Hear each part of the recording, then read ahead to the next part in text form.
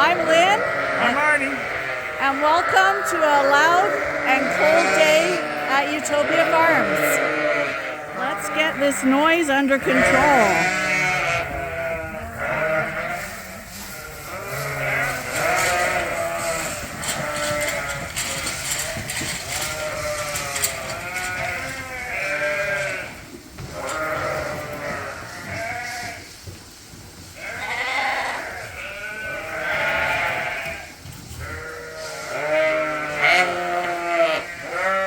As you can see, this is the Dorset barn, and the south side of the barn, the curtain's still fully down.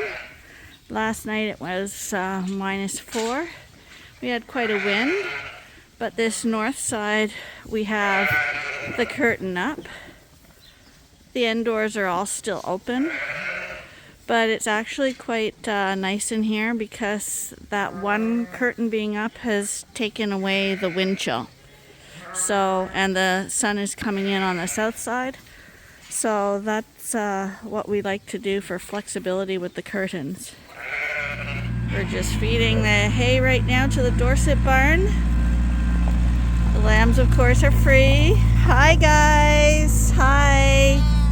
Hi! Hi! You're becoming a favorite. This is Peanut's lamb. Hi. I figure I'm gonna win him over because friendly is genetic and Peanut's extremely friendly. So this is their daily routine now. While we're freezing cold out here, they're just loving it.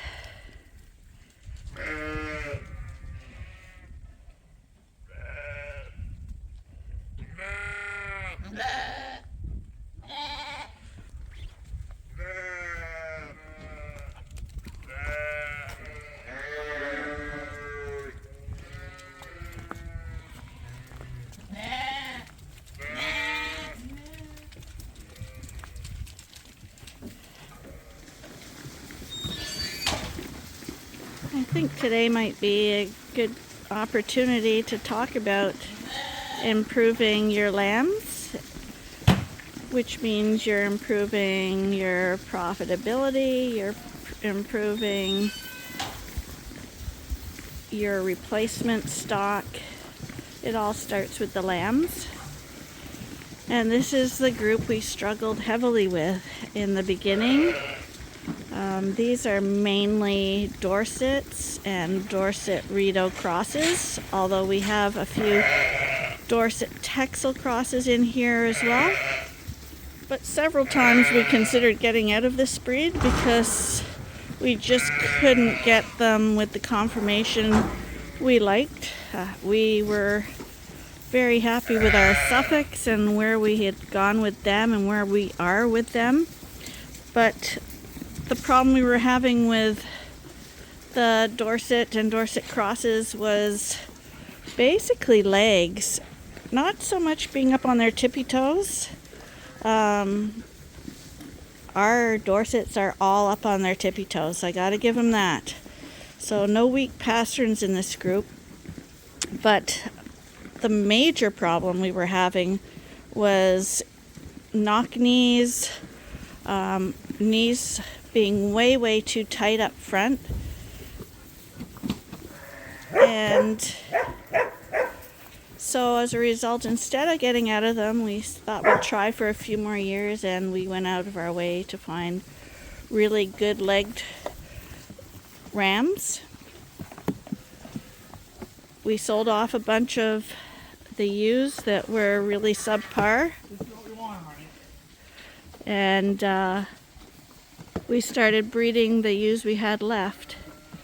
And rams are only 50% of the equation, but 50% is quite a lot year after year. So if you want to improve your flock and you don't want to get rid of your existing ewes, because you got to realize if there's something wrong with your flock, something that you need to improve, 50% of the fault goes back to the ewe. But it's very difficult to replace a whole ewe flock once you're already established, and not too many people want to do that. It's disheartening. So the other way to do it is to get a good ram. And I know we talk about buying the best ram you can afford all the time on this site, and we truly believe it. It's not something that we say to customers so that they'll buy a ram. It's something we do as well. We search high and low and spend whatever it takes for the ram that we think will improve our sheep the most. And with these Dorset lambs, I'm seeing the results finally. After 2 years, anyone who's been with us a while may have remembered the struggle we were having with legs. Like, see that little lamb at the feeder there? In the past, it was hard to see from front to back. See, we can see right through to the other side with her there. She's got good spacing and placement on her legs. They're up on their tippy toes. And whereas in the past, it was hard to find one with good legs, now we have the opposite problem. It's really hard to find one with bad legs. So it worked. Getting those good leg rams really improved things. Another thing that we found was a weakness with our Dorsets, which our Suffolks don't have at all, is length of loin. The body length on a lot of these white breeds are way too short.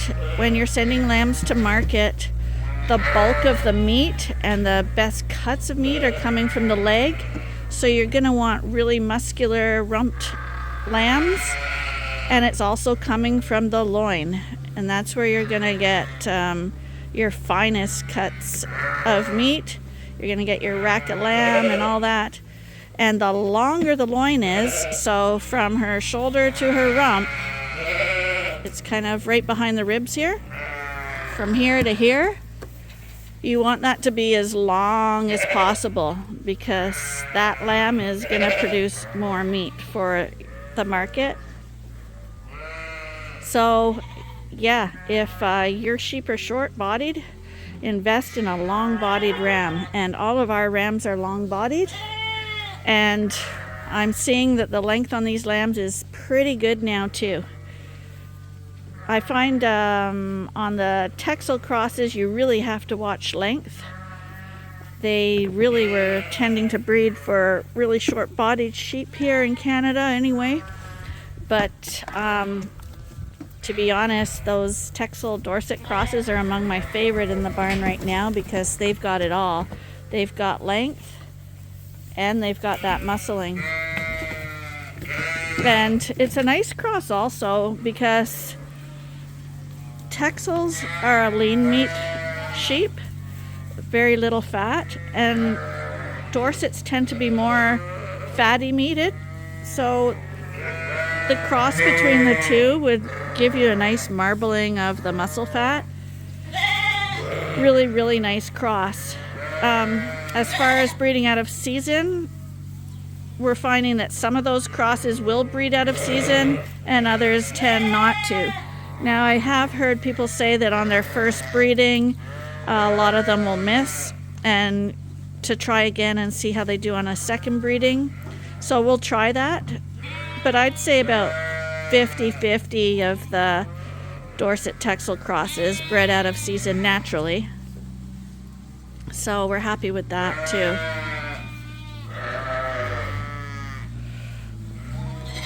But these lambs here are they're getting to a month and a half old now. Some of the littler ones are only a month still, but they're well on their way. They're starting to eat on their own now and slowly weaning off mom. And this is where you'll see how they're really developing.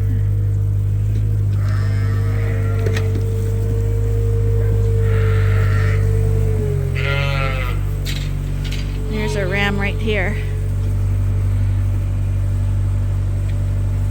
Really nice ram. He's got Dorset traits too. It's another thing we've been wanting to improve. On crosses, obviously, you're going to have more variation in crosses. But in a purebred, like, look at her. She is wide. Look at those fluffy ears and the wool down her cheeks. That's number 14. That is the type we are looking for. She's going to run out now, so we can't see her well. But we've also, as you know, been trying to get those woolly ears back. It's hard because when you're trying to find a ram, most of the rams don't have woolly ears. The New Zealand and Australian rams are where the meat is, so we really want to get that meat into the flock. But they tend to have bare ears, so it's a little more difficult. But I can see even with that we're getting there because we're selecting for it. And our goal is so that when we start selling our purebred Dorsets, when people have them, it will be very obvious. They'll say, "Oh, that's the Utopia Dorsets," because every breeder kind of breeds for a little bit different in their flock, and I notice it in the breeds we buy in.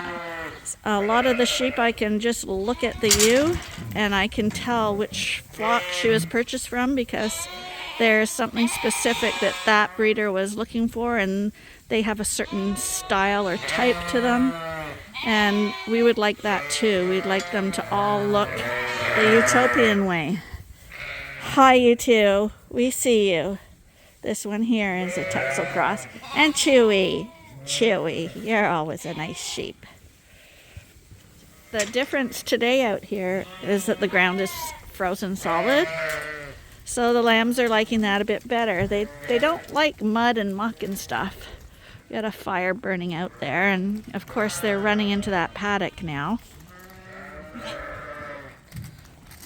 But you can see they're way happier today. It's a perfect temperature for lambs. They like it cold like this, but there's no mud to squish and scare them and get caught between their toes. Here's my number 14.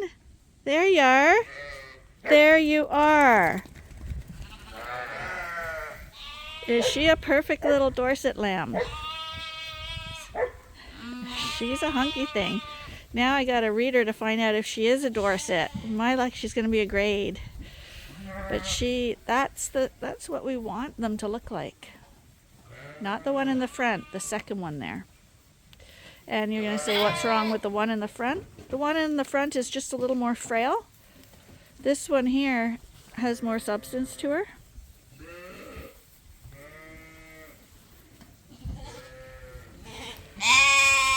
The second one is fine too, but this one is just a little bit a level above. Hi. You want to see like this ram here, also extremely above normal. Really good legs on them and really good bone. And when I talk about good bone, I mean it's a coarse bone.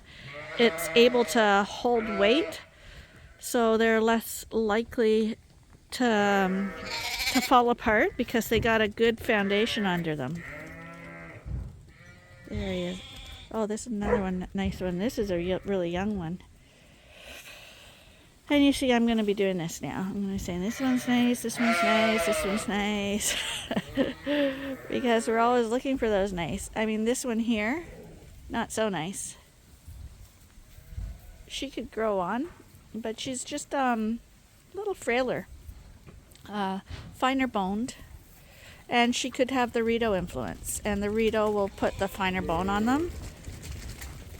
The Dorset, pure Dorsets are much coarser boned. Hi, you're really nice too. Number 13. They're really enjoying themselves today.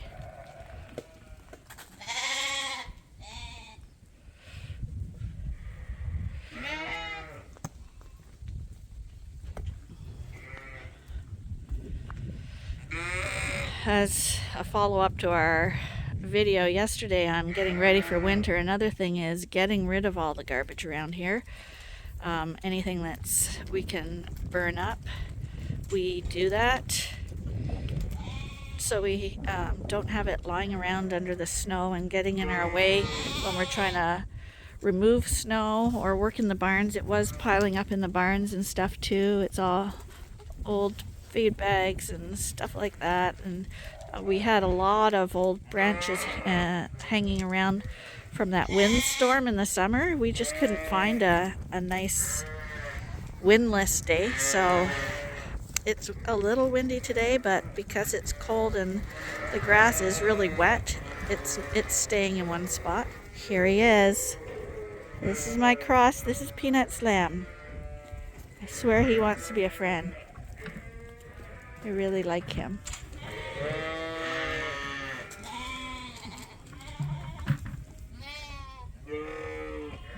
Oh my goodness, you're all so nice.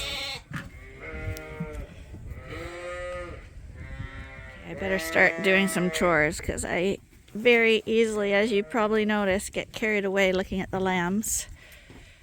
But these are our future. These are what keep us going. And it's always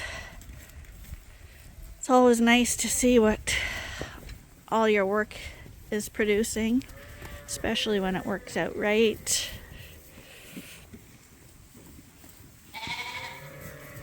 Hi, there he is again. He's always looking at me. I swear he wants to be a friend. See how he's right up on his tippy toes and has a good wide space on his front chest? And he's a cross. You can tell that because he's got black hooves and he's got a speckled face because his mom Peanut is a cross. But we do hold back cross rams and ewes because we're always looking for the best. So if the best is a cross and he's surpassing some of the purebreds, we're going to keep him. Because a lot of people don't care about papers. They just want a really good ram for improving their flock. And a cross can do that just as well as a purebred can. A commercial breeder might say, I don't care if my lamb has crooked legs. It's going to market anyway. That is true. But what you have to think about is the time before it goes to market. So a lamb that's standing well on all 4 feet and is well placed means everything on the body of the lamb is well placed. So when it's eating at the feeder there's more capacity in the body because it's got heart, like wide heart and lungs, and so it's going to grow quicker and it's going to produce more muscle for you. The legs actually do affect that. It's not really obvious, but it's true. And then here's an example of a lamb that's not very good. She is one of the very last born, but see how very fine she is? And she's just not growing as fast as the others. And that can be for several reasons. One of them could be she's from a first-time mom, and sometimes first-time moms aren't as good. They don't call their lamb in as much. They may actually not have as much milk. Or maybe she's had twins. Or maybe it's from a really old ewe. But when we have lambs that are smaller like that, once we get to that 100-day weight and we start sorting through them, then if she still is looking like that, I'm going to search out her mom, find out what the story is on that lamb. Is the mother ready for culling now, or what is the issue? So, because I'm not seeing in any of the ewes this year, I'm seeing really nice udders, and oftentimes a small lamb can be an udder issue, but there's no one standing out as a bad udder. Now this one here looks like she's drying up already. And that looks like 13, and we just saw her lamb 13 was one of the ones that I said was really good. So that her lamb is probably just nursing her dry, and she is one of the older ones because 13 means she was born at the beginning of the season. So that mom's probably drying up already. And that's fine. We do want to see the udders drying up when they're on the older lambs. When it's on a younger lamb, I'm more concerned. But I'm not seeing anybody who has a really bad udder here, which is good because that was another problem we were having with the Dorsets. Didn't matter which farm we were buying them from, although some were definitely worse than others, but they tended to have their udders fall apart much quicker than the Suffolks, say, and they tended to be more like kind of, I don't know, lumpy or cakey, just not attractive udders, and we called heavily for that because, you know, I don't like having bottle babies, and I think we got a real lid on that too. And when you're buying in that ram to improve your ewes, and you're gonna choose a ram that maybe over exaggerates the quality that you're lacking in your sheep. If your sheep have narrow rumps, go for a really wide rump guy. If your front end is really choky, you get a ram with a really good chest. Find the trait that you're weakest on and buy a ram that is really strong on that trait. And then, because the ewes are half of the flock, you will go select your best ewe lambs from that breeding, and you will get rid of the moms. So say you keep 10 improved ewe lambs, get rid of your 10 worst ewes. You either send them to market, sell them as pets, whatever, but move them on and keep the new ones behind. And it's a really quick process. Sheep have multiple lambs usually, and some of them breed several times a year. It's a pretty quick process if you have a plan and follow it and breed accordingly. It does take time, but it's amazing how fast it goes. And then in a few years, you'll have such nice sheep, you'll be saying, I can't find a good enough ram. And it's a problem, but it's a nice place to be. Another ram that always is standing out to me is 52. And we're early on in the game for picking out sheep.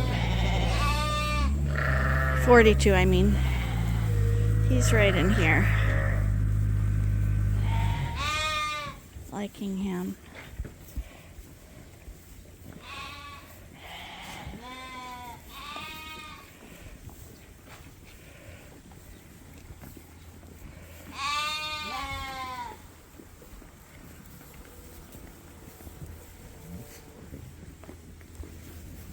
They're wandering a little farther each day as their confidence improves and builds.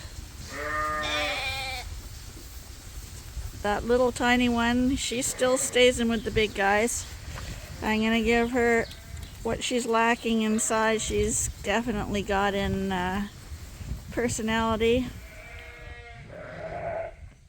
So as we watch the lambs going around out here, I'm very happy to see that the legs on these lambs are so much improved. Most of them, I'm seeing really, really good legs. And that's what I mean when you have something you want to improve. Select a ram that's really strong on that point and breed for it. And it can take a while, but it is totally doable.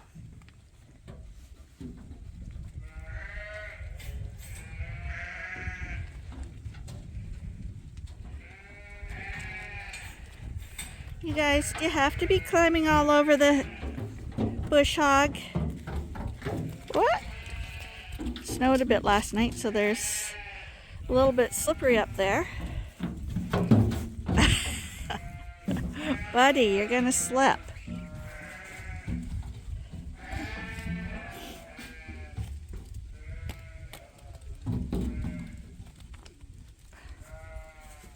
Everybody's eating except for this guy right here. Oh, he's fast asleep.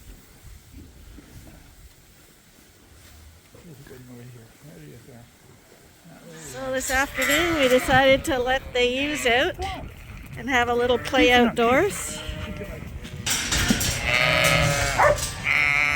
So this is Handsome's group.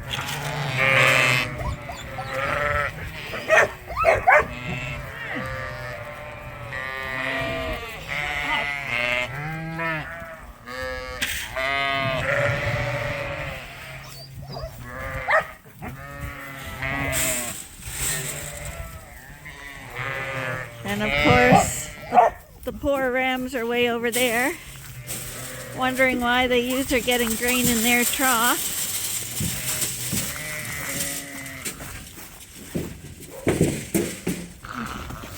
Rams are back there.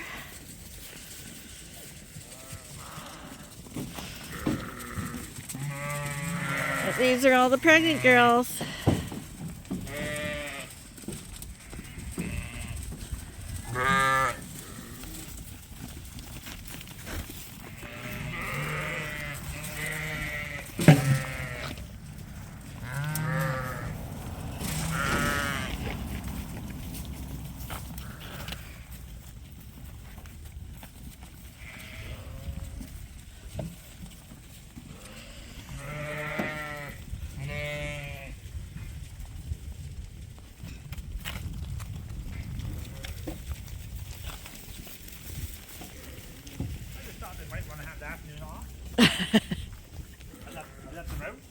Hi, sweetheart.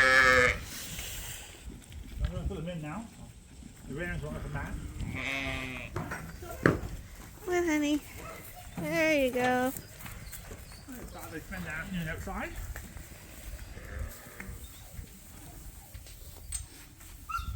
So, I guess we're going to call that a day.